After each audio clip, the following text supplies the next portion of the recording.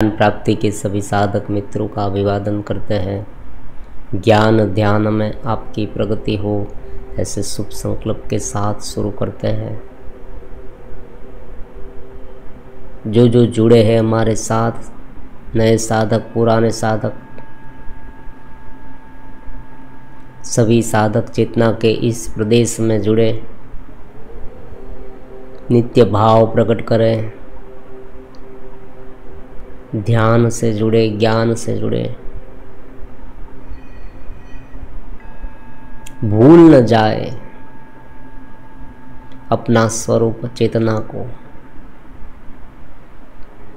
आज एक प्रश्न, सुंदर प्रश्न है, उन पर चर्चा करेंगे। दिव्येश जी पूछते हैं, प्रणाम गुरुदेव, अध्यात्म की यात्रा में वर्तमान जीवन को कैसे ले, मतलब वर्तमान जीवन में निरस्ता आ जाएगी या सफलता मिलेगी, कृपया मार्गदर्शन करें।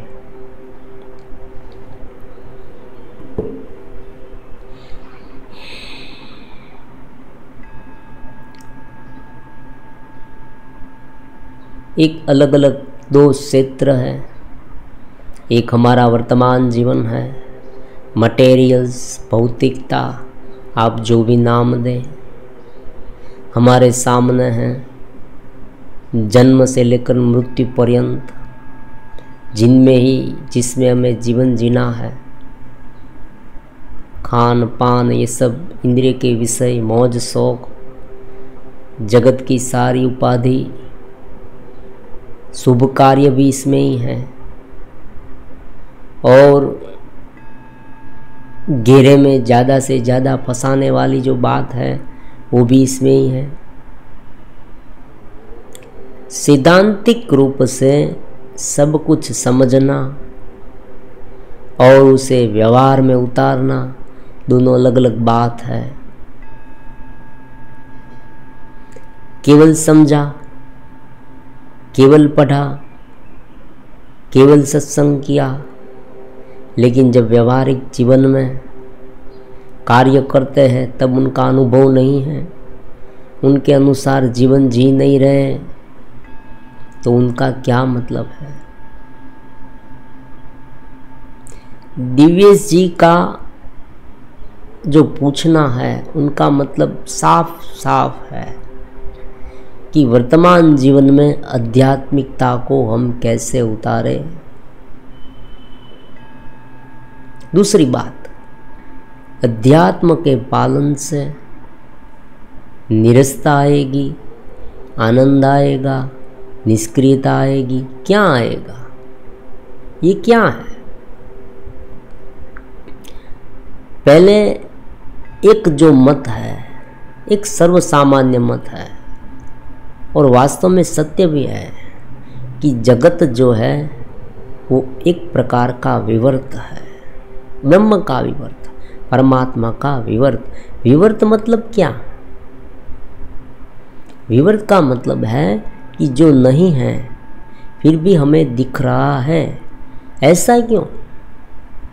ऐसा इसलिए कि जो घटनाएं हमारे सामने घटित हो रही है, जो हम देख रहे हैं, वो दृष्टा के अनुसार होता है। वास्तव में ये ऐसा ही है, ऐसा हम कह नहीं सकते। हमारी कक्षा, हमारी मान्यता, हमारे शरीर का जो विकास है, हमारी अवस्थाएं, ये सब, और पुराने काल में हमने क्या कुछ नहीं देखा, हमारी स्मृति, प्रारब्ध कर्म, आप ये भी कह सकते हैं, तो उनके आधार पर ये सब हमें दिख रहा है। अगर परिस्थिति अच्छी है फिर भी व्यक्ति को दुख महसूस होने लगे, आप बहुत बार देखना, कभी कभी होता है हमारे जीवन में, सब कुछ ठीक चल रहा है फिर भी उदासीनता छाने लगे, कुछ नेगेटिव फीलिंग्स मन में आने लगे, ये हो सकता है। तो ये ऐसा क्यों हो रहा है? पूर्व की स्मृतियाँ, जो जो कर्म हम करते हैं वो संस्कार के रूप में डट जाते हैं और वही संस्कार धीरे धीरे फिर से बाहर आते हैं। वो इस जन्म के हो, पूर्व जन्म के हो, अनेक जन्म के हो सकते हैं। क्योंकि संस्कार जो है वो अहम भाव से जुड़े हुए होते हैं।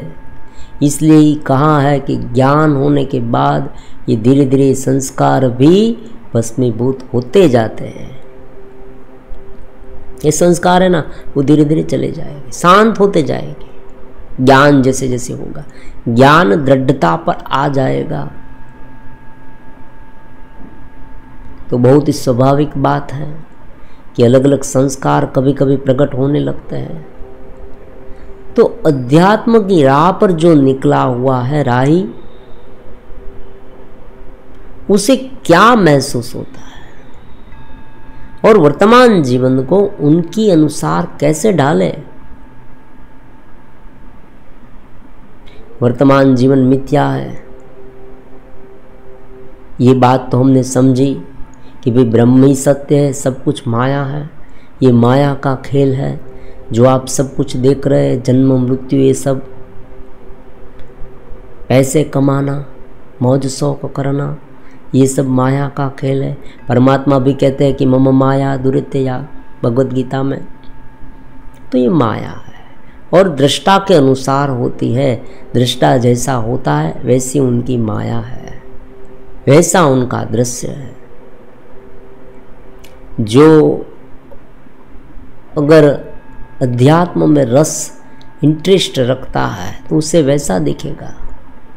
और अगर कोई व्यक्ति विषयी है तो कहीं पे भी विषय को ढूंढ निकालेगा, अपने विषय को वो भुगत लेगा। मन ही मन भुगते, शरीर से भुगते, वाणी से भुगते, कोई भी माध्यम से वो विषय को पकड़ ही लेगा।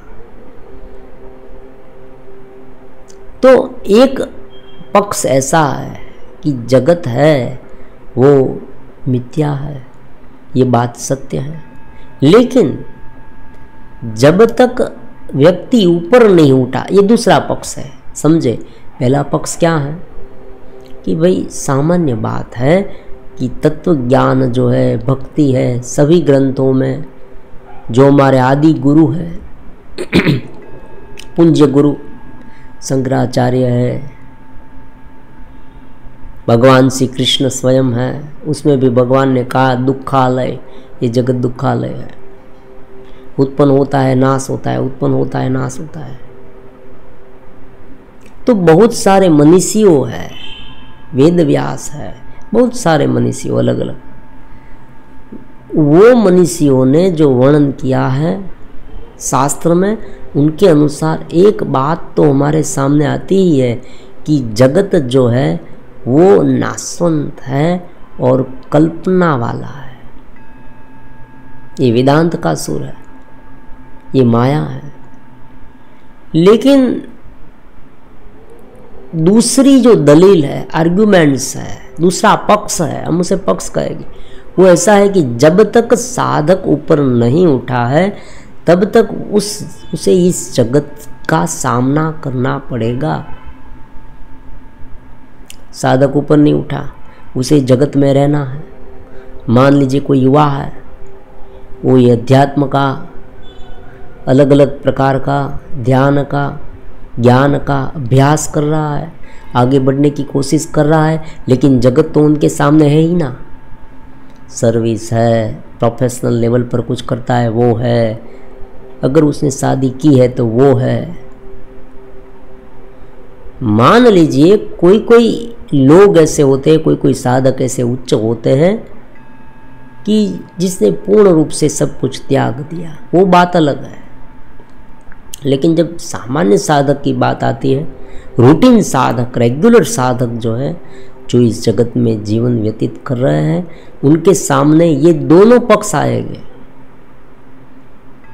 हमने बता दिया, हमने नहीं, मनीषियों ने बता दिया, गुरुओं ने बता दिया, महान गुरुओं ने कि जगत तो मिथ्या है, ब्रह्म ही सत्य है, परमात्मा सत्य है, जो नाम और रूप से रहित है, जो सर्वव्यापी है, भीतर है, बाहर है। कोई भी ऐसी जगह नहीं जहाँ परमात्मा नहीं है। वायु सर्वत्र गो महान, भगवान कहते हैं भगवत गीता में। तो ये एक पक्ष है। दूसरी ओर है, ये जगत दिख रहा है, जगत की पीड़ा हमें महसूस हो रही है, और अगर इसमें निष्क्रियता रखे तो चलने वाला भी नहीं है। निष्क्रियता रखे तो चलने वाला नहीं। मान लीजिए कोई काम ही ना करे तो क्या होगा? वो कैसे जीवन जी पाएगा? भगवान भी कहते हैं अगर सांस लेना, जिस तरह से हम सांस लेते हैं,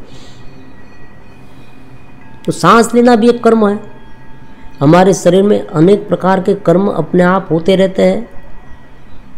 जगत में भी कर्म होते हैं हमारे आसपास।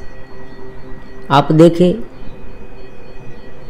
वायु का बहना है, वर्षा का आना है, सूर्य का नियमित रूप से उगना है, पेड़ का फल देना है, नदी का बहना है, ये सब कर्म है। ये प्राकृतिक कर्म भी होते हैं। तो जीवन हमारा रहेगा, तो इस दोनों को किस तरह से सामंजस्य में लाए, ये एक प्रश्न हो गया। दूसरी बात है, क्या नीरसता आएगी, क्या आनंद आएगा? दिव्येश जी का पूछना है कि अध्यात्म की राह में जो निकला है वो क्या नीरस हो जाएगा?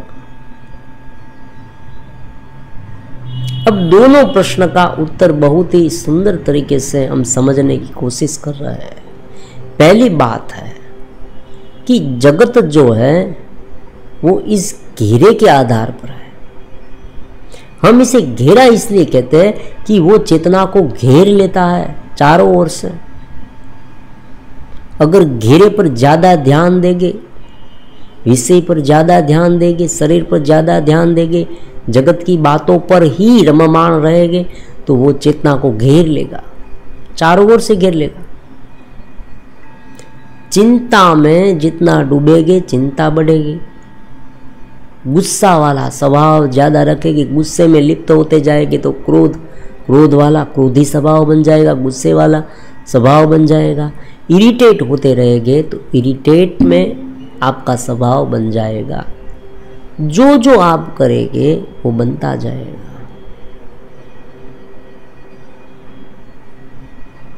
जो सोच हम करते हैं, हिंसात्मक सोच करते हैं, तो वो भी हम बनते जाएंगे।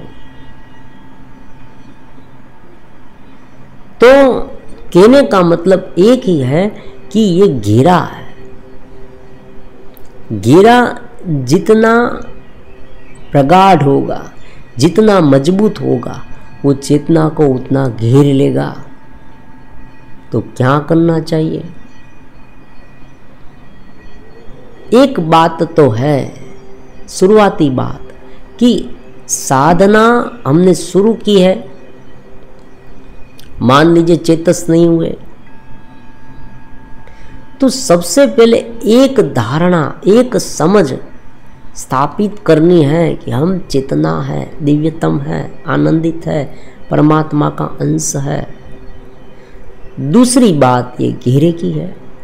तो जो जो जगत की बातें हैं वो घेरे के लिए है।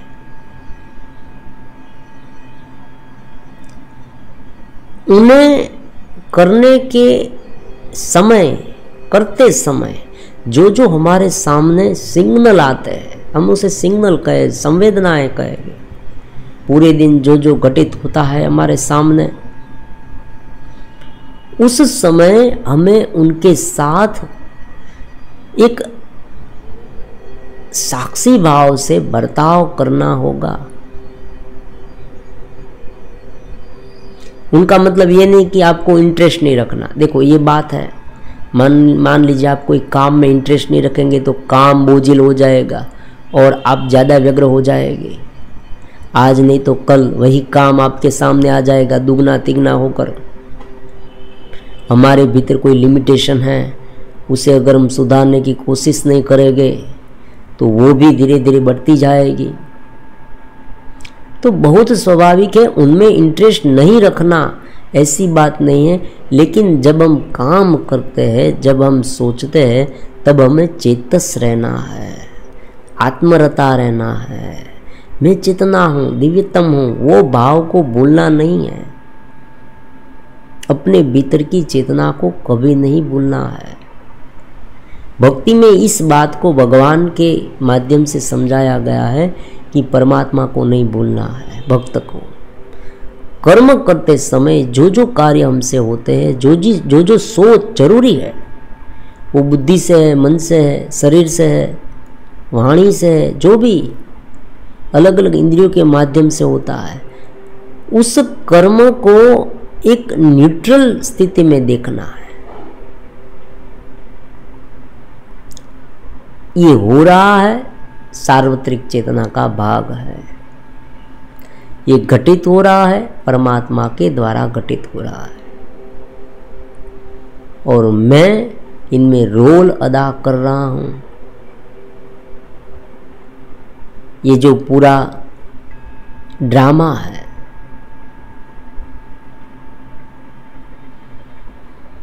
जीवन की प्रत्येक पल में हमें आनंद से जीवन व्यतीत करना है। जब हम कार्य करते हैं, कोई भी कार्य हो, घर का काम हो, समाज का काम हो, परोपकार का काम हो, हम जहाँ सर्विस कर रहे हैं वो काम हो, बिजनेस करते हैं वो काम हो, उस काम को पूरी लगन से करना है, पूरे आनंद से करना है। लेकिन उसे जज नहीं करना। समझ रहे आप? मुझे ये मिला, वो मिला। परमात्मा ने कहा ना, अनासक्त। अनासक्त भाव का फॉर्मूला यही है। आप जब काम देखो, ये भीतर की जो मनोवृत्ति है, उनकी सूक्ष्मतर बात है। ये एक एक क्षण क्षण में व्यतीत होता है। साक्षी भाव में रहना, चेतना में रहना, भगवत भाव में रहना। जब हमारे सामने कोई भी प्रवृत्ति, कोई भी विचार, कोई भी संवेदनाएं आती है, तब उस संवेदना को सहज रूप से देखना बहुत ही महत्वपूर्ण है। उनके साथ जो फीलिंग्स उत्पन्न होती है, उसे हटा देना। ग्रेटिट्यूड का भाव रखना, समर्पण का भाव रखना, ये बहुत ही जरूरी है। कोई भी संवेदनाएं आए, मान लीजिए कोई व्यक्ति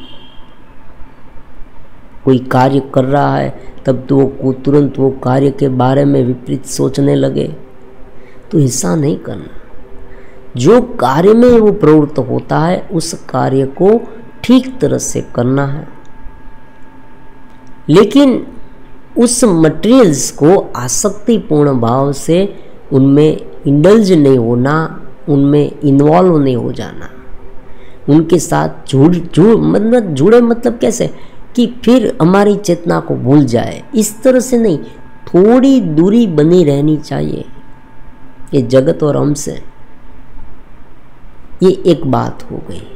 कोई भी कार्य करे, कोई भी जब भी संवेदनाएं हमारे सामने आए, तब हमें एक दूरी बनाकर साक्षी भाव में रहकर वो कार्य करना है, सहज रूप से करना है, न्यूट्रल स्थिति में रहकर करना है।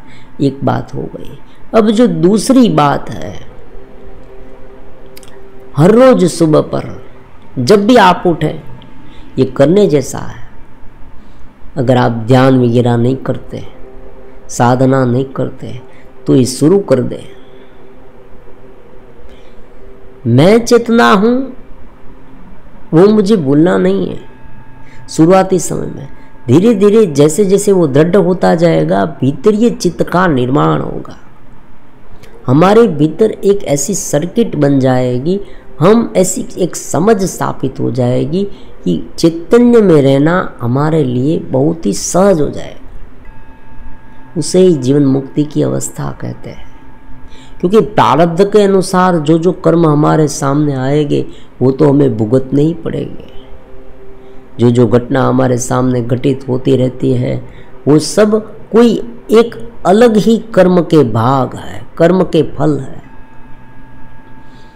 मुझे ये मिला, उसे वो मिला, मुझे ये क्यों नहीं मिला, मेरे साथ ये क्यों घटित हो गया। ये सारे प्रश्न का उत्तर एक ही है कि ये कर्म की श्रृंखला है। एक कर्म दूसरे कर्म को जन्म देता है, प्रतिक्रिया है ये।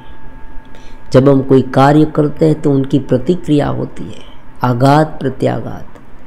तो ये दूसरी बात क्या है कि सुबह के समय पर जब आप उठे तब एकदम शांति से गहरी सांस लेकर अपने स्वरूप को, अपने चेतना में रहना है।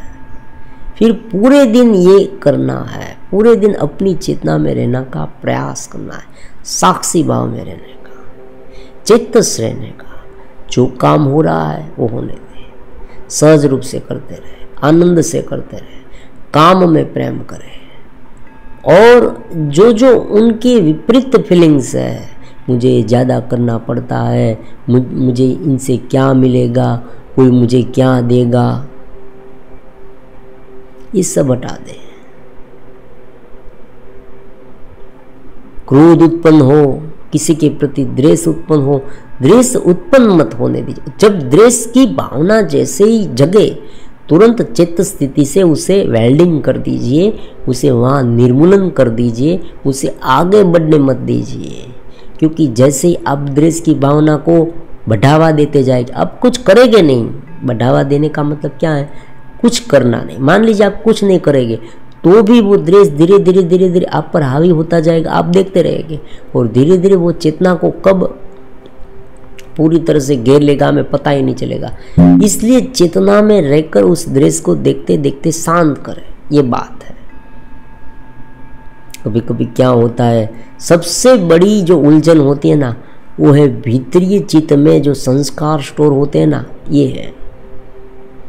मान लीजिए हमें कोई एक व्यक्ति ने कुछ भला बुरा कहा, हम कुछ बोल न पाए, लेकिन भीतर ही भीतर हम घुमराते रहते हैं, क्रोधित होते रहते हैं, द्वेष युक्त आवेश युक्त होते, द्वेष युक्त आवेश युक्त होते रहते हैं। दबा हुआ गुस्सा, दबा हुआ द्वेष, दबी हुई ईर्ष्या, दबी हुई वासना, ऐसे दृश्य देखे, वासना जगी, दबा दिया।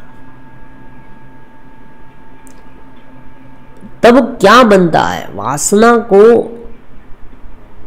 भुगतना है हमें। देखो यहाँ ये बात है, लेकिन उसे दबाया है। क्रोध हम बाहर निकालना चाहते हैं, लेकिन हमने क्रोध को दबाया है।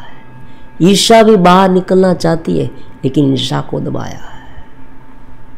तो ये जो दबी हुई जो है, जो दबी हुई फीलिंग्स है, ये सब फीलिंग्स धीरे धीरे संस्कार के रूप में स्टोर हो जाएगी और कभी न कभी वो बाहर निकलेगी। तो क्या करना है? जब भी ऐसा उत्पन्न हो, तब जैसे ही मन में ये सब आए, तुरंत हमारे मन को उन पर हावी मत हो जाने दें। मतलब कि वो हमारे पर हावी हो जाए और फिर हम एक गुस्से में आ जाए, फिर हम इस फीलिंग से पकड़े जाए और बाहर रिएक्ट ना कर सके, ऐसी बात नहीं। वहाँ पर उसे ख़त्म कर दे, समझ कर एक समझ स्थापित कर दे। मान लीजिए वासना का उत्पन्न हुआ, तो वासना को देखे, चेतना से देखे कि भाई ये तो शरीर के लेवल पर है, उसे समझा कर वहाँ उनका काम तमाम कर दे, वहाँ ही उसे नष्ट कर दे, उसे बीज के रूप में भीतर दाखिल मत दे होने दे। क्योंकि अगर ये सोचने लगे और इसमें मन ही मन इंटरेस्ट रखने लगे, इसमें रस लेने लगे, तो धीरे धीरे वो उनका क्या होगा? वो एक संस्कार के रूप में स्टोर हो जाएगी। सभी बात में, सभी अलग अलग क्रिया में, सभी कार्य में यही फॉर्मूला काम करता है। निष्क्रियता। देखो जगत जो है वो नाशवंत है, ये बात समझकर पूरे जीवन को निष्क्रियता से ग्रस्त मत कर देना, ये भी है। चेतना की स्थिति प्राप्त नहीं हुई है और हम निष्क्रिय हो गए तो क्या होगा? तो हम आगे ऊपर उठ ही नहीं पाएंगे, मूढ़ता में गरकाव हो जाएंगे। ये कुछ ऐसी बात है कि रजोगुण और तमोगुण दोनों को संतुलित करके सत्वगुण में जंप लगाना है, ऐसी बात है। क्योंकि अगर निष्क्रियता मान लेंगे, अगर कुछ है ही नहीं, निरस हो जाएगी, तो भी प्रॉब्लम्स हैं, क्योंकि मूढ़ता आ जाएगी। कभी कभी मैंने बहुत बार ऐसे साधक को देखा है कि उसे ये लगने लगता है कि भाई उठना ही क्यों है सुबह जल्दी, भाई जगत है ही नहीं, ये सब मिथ्या है, तो कुछ करे ही नहीं, चलो बैठे हैं तो बैठे, शांति से बैठे रहे। उसे मालूम नहीं है कि चित्त स्थिति क्या है, प्रॉब्लम्स वहां है। अगर हमें मालूम नहीं कि चित्त स्थिति क्या है तो क्या होगा, तो हम हमारी वर्तमान स्थिति को ही चित्त समझ लेंगे। एक व्यक्ति बेड पर सोया हुआ है, वो बेड से उठा लेकिन उठा ही नहीं, मतलब बैठा ही रहा।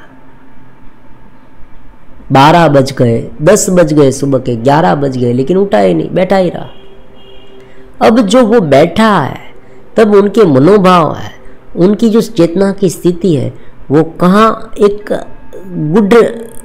गाढ़ संस्कार में, अज्ञान में घिरी हुई है। ऊपर नहीं उठी, ऊपर उठी है तो उसे एकदम आनंद का, चेतना का, दिव्यता का, प्रफुल्लितता का, एकदम जैसे हल्का हो गया है वो, ऐसा अनुभव होना चाहिए। उनके बजाय उन्हें कैसा अनुभव हो रहा है? तनाव, सिर भारे होने लगना, उबासी आने लगना, बैठे बैठे ही उसे ये सब अनुभव होने लगेंगे। उनको जो सहजता महसूस होनी चाहिए, जो प्रसन्नता महसूस होनी चाहिए, जो दिव्यता महसूस होनी चाहिए, प्रज्ञा की जागृति होनी चाहिए, दिव्य दिव्य विचार जो है ज्ञान के, वो सब उत्पन्न होने चाहिए। उनके बजाय उनके मन में क्या आ रहा है? कुछ मन काम नहीं कर रहा, बुद्धि भी काम नहीं कर रही, सब कुछ कुंठित हो गया। हम उसे कुंठित स्थिति कहेंगे। चलो एक अच्छा शब्द, कुंठित स्थिति। एक घेरे में ऐसा तमोगुण के घेरे में गिर गया है, आलस्य आ रहा है, तंद्रा आ रही है, निंद्रा आ रही है, मूढ़ता आ रही है, कुछ अच्छा नहीं लगता, असंतोष भी इतना है, क्या करूं वो भी मालूम नहीं, सुलझा हुआ नहीं है। देखो ये बात अनुभव की है ना, इसलिए हम इसे शब्द में वर्णन नहीं कर सकते। ये हमारी सबसे बड़ी, जिसे हेल्पलेस हम आप कह सकते हैं कि आप हेल्पलेस है। हाँ ये बात है, हम हेल्पलेस है, क्योंकि हम उस जो अनुभव होता है चेतना का, जो चैतन्य में रहते हैं, उस चैतन्य का हूबहू वर्णन करना बहुत मुश्किल होता है। इसलिए इधर उधर के शब्द का इस्तेमाल करके बात को निपटा लेते हैं। तो यहाँ बहुत ये जो मूढ़ता की बात है, आलस्य की बात है, अकर्मण्यता की बात है, निष्क्रियता की बात है, समझी जा सकती है। और हर एक के जीवन में ये अनुभव होगा ही होगा। कभी कभी कोई व्यक्ति कार्य करता है, अपने ध्येय में आगे बढ़ता है, लेकिन थोड़ी सी निष्फलता उसे मिली है, तो भी वो इस तरह से जीवन व्यतीत करने लगता है, बहुत लंबी चलती है। और कभी कभी व्यक्ति डिप्रेशन में चले जाए, वो भी हो सकता है, स्ट्रेस में, एंग्जाइटी में वो चला जाए, वो मन ही मन बस बैठे रहता है। तो ये कोई दिव्य भाव नहीं है। कहने का मतलब ये है कि हम जानते हैं कि जगत मिथ्या है, ब्रह्म ही सत्य है, परमात्मा ही है, हमारे भीतर जो चेतना है साक्षी है, दिव्य है, परमात्मा का अंश है, लेकिन उसे डेवलप करना पड़ेगा। ये बात तो रहेगी ही। कोई शब्द से ऐसा बोल दे कि मैं आत्मा हूँ, चैतन्य हूँ, और बैठा रहे, ऐसी बात नहीं है। घेरे में अत्यंत रजोगुण उत्पन्न हुआ। अत्यंत रजोगुण मतलब क्या? 1 सेकंड का भी उससे टाइम नहीं है। वहाँ से ले लो, यहाँ से ले लो, यहाँ से धन प्राप्त कर लो, बहुत बड़ा बिजनेस कर लो, और बिजनेस कर भी रहा है, अच्छा बुरा जो भी काम है वो कर रहा है। कभी अच्छा काम कर रहा है, कभी बुरा काम कर रहा है, कोई भी किसी भी हालत में वो ज़्यादा से ज़्यादा मुझे सब कुछ प्राप्त हो जाए, मन में अशांति इतनी बढ़ गई है। एक यूनिट में सक्सेस हुआ, दूसरा यूनिट, दूसरे यूनिट में सक्सेस हुआ, तीसरा यूनिट, चौथा यूनिट, ये को लोग इतने सारे मन में ख्याल आते हैं, पूरी रात सो नहीं सकता, आधी नींद में से जाग जाता है, कुछ बड़बड़ाने लगता है, किसी व्यक्ति पर गुस्सा हो जाता है, गुस्सेल हो जाता है, गुस्सा करने लगता है। और इनसे छूटने के लिए कभी कभी वो क्या करता है, ड्रग्स लेने लगता है, व्यसन करने लगता है, व्यभिचार करने लगता है, क्योंकि वहाँ उसे आनंद नहीं आता, वहाँ तो अशांति अशांति होती है। इतना लिया, इतना प्राप्त किया, अभी आगे अभी आगे। जैसे कोई गधा है, उनकी पूंछ में अगर पटाखे आप बांध दे और फिर जलाए, एक एक पटाखा फूटेगा और गधा दौड़ता जाएगा, ऐसी उनकी हालत हो गई है। ये भी गलत है। निष्क्रियता भी गलत, पूरी रूप से निष्क्रिय, कुछ भी काम नहीं करना है, हमें बैठे रहना, वो भी गलत है। और एक स्थिति ऐसी है कि चेतस को जाने बिना बस दौड़ता ही रहता है, दौड़ता ही रहता है। तो अगर दिव्य तुम्हें आनंद की प्राप्ति करनी है तो जगत में रहकर, अगर तुम जगत में रहना चाहते हो, जगत में रहकर आनंद की प्राप्ति करो, हो सकती है। जो जगत में रहता है उनके लिए है, जो इस घेरे में है उनके लिए है। घेरे को सहज मानना, घेरा भी परमात्मा का स्वरूप है वो मानना, ये जो प्रकृति है ना, वो परमात्मा का एक अंश है, परमात्मा की क्रिया है, प्रतिक्रिया है, परमात्मा का आविर्भाव है। आप देखें, आज का एक वैज्ञानिक आविष्कार ये है कि सब कुछ चेतना है, कॉन्शियसनेस, अंतिम तत्व कॉन्शियसनेस है। आज विज्ञान भी ये कह रहा है, बहुत सारे वैज्ञानिकों का कहना है कि ये सब जो जगत उत्पन्न हुआ है, जो हम देख रहे हैं, सभी भौतिक पदार्थ, मटेरियल्स, वो सब एक कॉन्शियसनेस में से उत्पन्न हुए हैं। मतलब कि कॉन्शियसनेस, भौतिकता इस जगत को प्रोडक्ट करता है, उनका प्रोडक्शन है। लेकिन भौतिकता का प्रोडक्शन कॉन्शियसनेस नहीं है। आप समझे, आत्मा से ये सब उत्पन्न हुआ है, वो तो हमने बहुत पुराने समय में बता दिया है, हमारे ऋषि मुनियों ने उपनिषदों में, सर्व अखिल विदम ब्रह्म। यही बात को आज धीरे धीरे वैज्ञानिक भी प्रूफ कर रहे हैं कि सभी जगह पर एक कॉन्शियसनेस है, क्योंकि कॉन्शियसनेस में से ही जगत उत्पन्न हुआ है। लेकिन जगत में से कॉन्शियसनेस उत्पन्न नहीं हुई है। उनका मतलब क्या हुआ कि जगत में जितना भी दौड़ोगे, परम तत्व की अनुभूति नहीं होगी जगत की वस्तुओं से। कोई व्यक्ति चाहे कितना भी धन कमा ले, कितनी कीर्ति कमा ले, नाम, नेम फेम कमा ले, बड़ा बड़ा कितना भी बड़ा हो जाए, बड़ा एम्पायर हो जाए, बड़ा मानदाता हो जाए, फिर भी उसे पूर्ण रूप से चेतना उनसे नहीं मिलेगी, कॉन्शियसनेस उसे नहीं मिलेगी। क्यों नहीं मिलेगी? क्योंकि ये सब बाहरी है।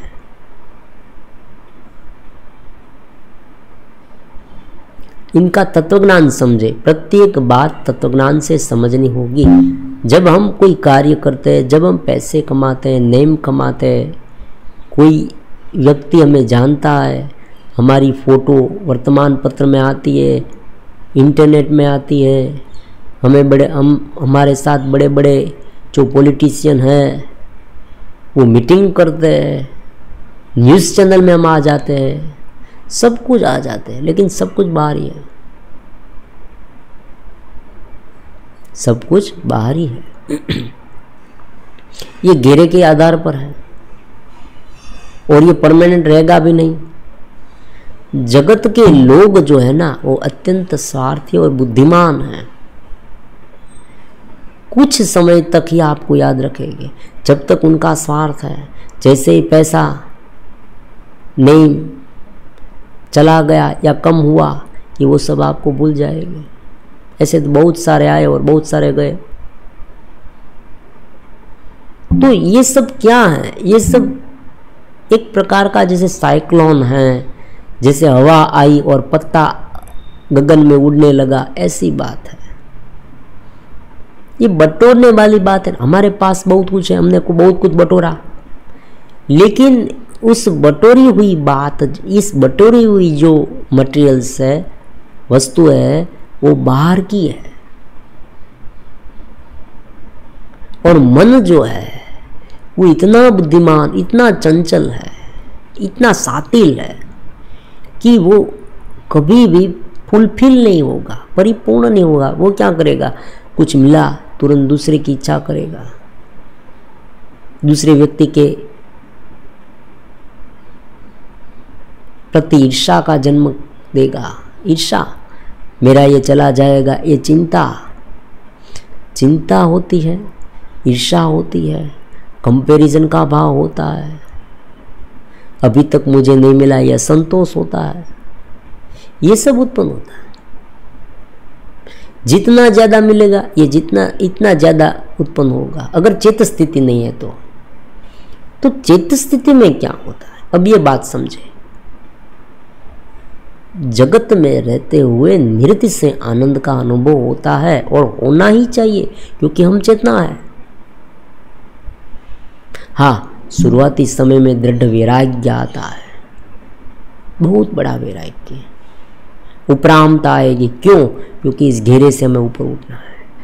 लेकिन जैसे जैसे स्थिति डेवलप होती जाएगी भीतर की, साधक समझ जाएगा कि चेतना जो भीतर है वही बाहर है, उस दोनों में कोई अंतर नहीं है। मुझे केवल उनका सुयोग्य उपयोग करना है, मुझे उनसे घिरना नहीं है। तो आप ये भी कहेंगे तो इस जगत को ऐसा वैसा क्यों कहा गया? ये जो माया है उसे क्यों धिक्कारा गया? उनकी अवगणना क्यों की गई? उनका मतलब ये है कि शुरुआती साधक है वो ये बैलेंस नहीं रख पाते। समझे आप? वो क्या करते हैं? गिर जाते हैं। शुरुआती साधक जो है, जिनका चित्त शुद्ध नहीं है, वो इस जगत में रहते हैं, वो उनके पास दो ही हो सकता है। जिनका चित्त शुद्ध नहीं है, या तो वो पूरी तरह से उनमें डूब जाएंगे या मैं पूरी तरह से छोड़ दूं, ऐसी बात होगी। मतलब कि विषय देखा और चेतना में रहे और विषय को देखे, जगत को देखे, कर्म करे, ये संभव उनसे नहीं होगा। इसीलिए तत्व चिंतकों ने कहा कि सब कुछ छोड़ दे भाई, चलो सारा टंटा ही खत्म हो जाए, ना बजे, ना रहे बांस और ना बजे बांसुरी। जगत सामने है ही नहीं तो फिर उनकी आसक्ति की बात ही कहाँ से आएगी? स्त्री को नहीं देखना, स्त्री का मुंह नहीं देखना। स्त्री देखे वासना उत्पन्न होती, हाँ, स्त्री को देखना ही नहीं। हम स्त्री को नहीं देखेंगे क्योंकि जैसे स्त्री देखते हमारे भीतर वासना प्रकट होती है। ये बात ठीक नहीं है। हमारे भीतर चेतना इतनी जागृत होनी चाहिए, हम चेतस होने चाहिए कि जो जगत है सहज जगत। देखो यहाँ सहजता शब्द हम यूज करेंगे। परमात्मा कहते हैं ना, जो नित्य कर्म है, सहज कर्म है, जो कर्म जरूरी है हमारे लिए। एक ध्येय ऐसा है, एक बात ऐसे भी बहुत ही सुंदर है, अगर हमें चेतना में रहकर कर्म करना है और आनंदित रहना है, जीवन में आगे बढ़ना है, तो हमें कोई एक ध्येय रखना चाहिए। और वो ध्येय कैसा रखना चाहिए? ऊपर उठाने वाला। एक सुंदर सा एग्जाम्पल लेते हैं। मान लीजिए कोई व्यक्ति ऐसा ध्येय रखे कि मुझे पैसा कमाना है, बुरी बात नहीं है। उनके लिए वो प्रयास करेगा, बिजनेस करेगा, ये सब करेगा, लेकिन उस समय भी उसे चेतस रहना चाहिए।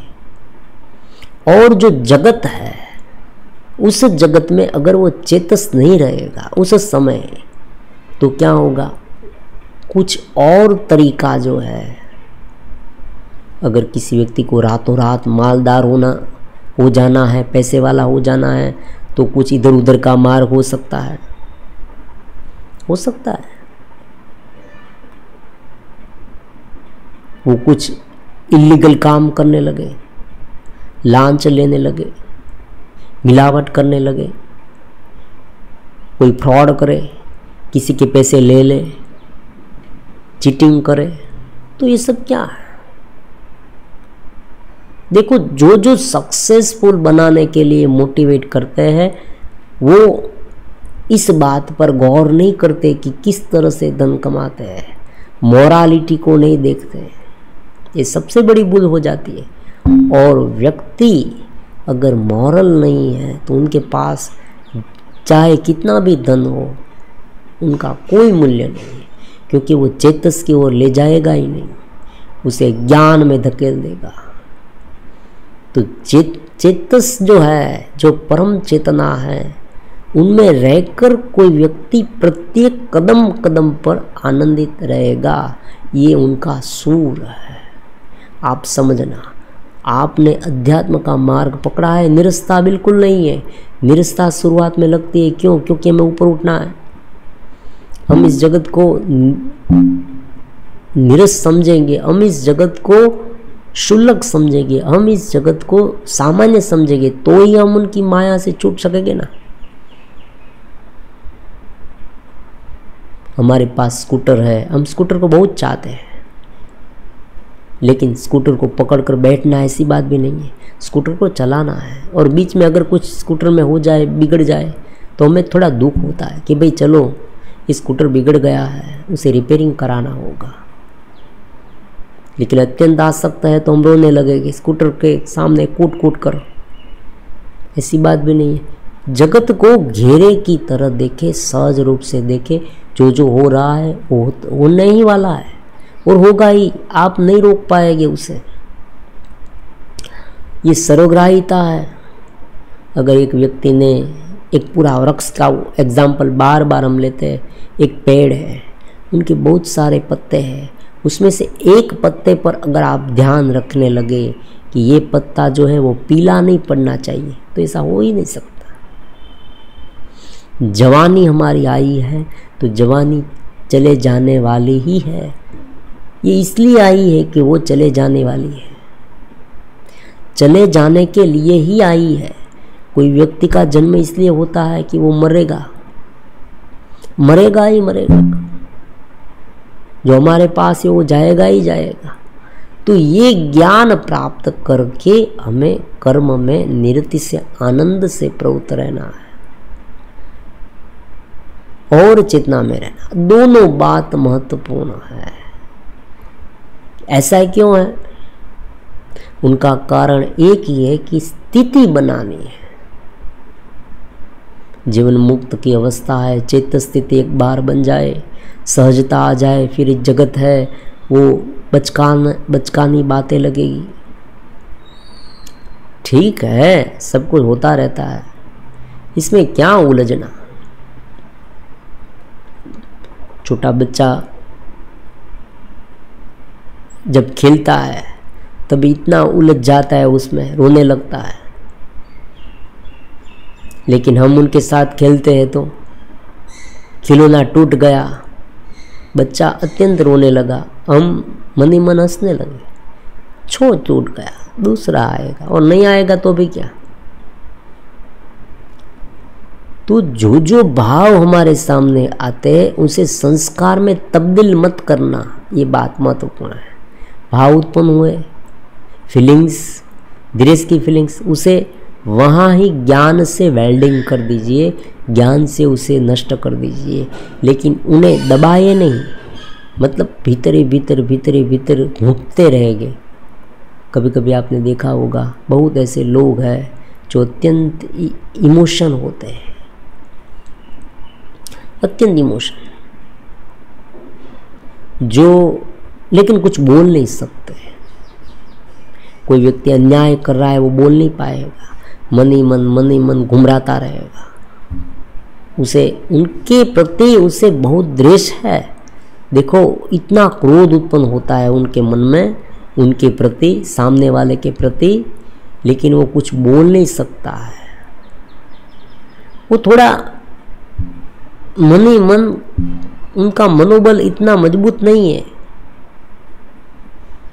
हो सकता है बहुत सारे लोग इस दुनिया में।